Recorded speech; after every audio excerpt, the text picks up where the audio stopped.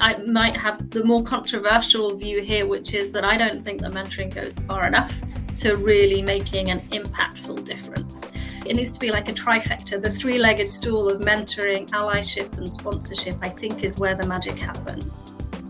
I think it's all about culture, honestly. I mean, it's creating the environment, making it completely appropriate to have those conversations and to have them in a non-judgmental way. Right. So we have to say, I want the next generation of women coming up to have a different experience than I did, which was I had to carve out my own time out of sometimes my own personal time to establish those relationships and can have mentoring and sponsorship relationships.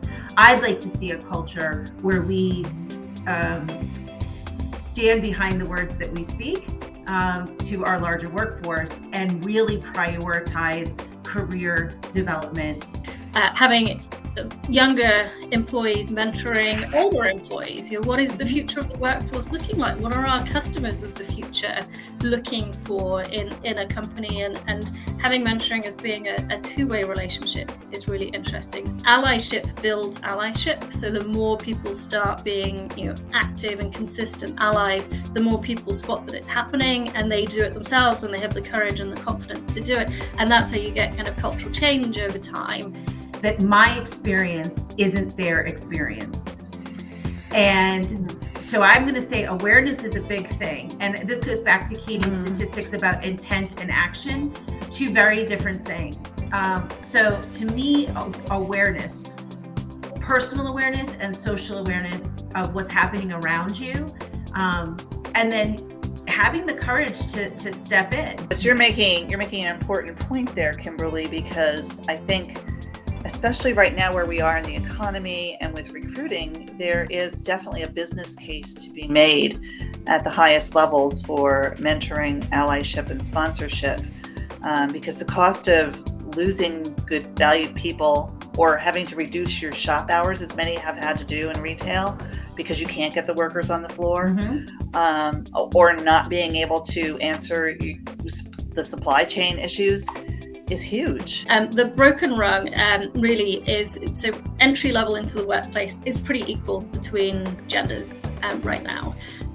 But it shows that once you move into that kind of entry level managerial position, this is where everything starts to go wrong. It's really important that organizations look at addressing how do we make sure if there's equal numbers of men and women coming into the organization at an entry level standpoint and in individual contributor positions, why we can't make sure that that's the case as we look at the promotion into manager. I think the whole discussion that Kimberly and Katie brought up around the three-legged stool and having all of these people, that is your personal board of directors, right? So that is something, and I think even in one of the comments I saw, your tribe got you through, right? Your personal tribe that can give you that honest feedback. It is up to us as women to help those in our profession and outside of our profession, even in our personal relationships, to promote this theory. We have to be appreciative. For those people and those frontline retail workers, I want to say thank you. That's the first piece. Ditto. Right? Because I think as we move forward, leading with empathy and kindness, having awareness, being an ally, everything we've talked about today does not require large corporately funded programs. They require small, consistent steps by each of us to make the culture, our work environment, better for us collectively. I think you just need to start a conversation, right? And whether it's starting a conversation with somebody that you want to mentor, whether you see somebody within, your own organization or even, outside your organization that you feel like you could offer some support to, very small steps lead to bigger things, right? I think we have to start to create the environment, and the only way that we're going to do it is by talking about it.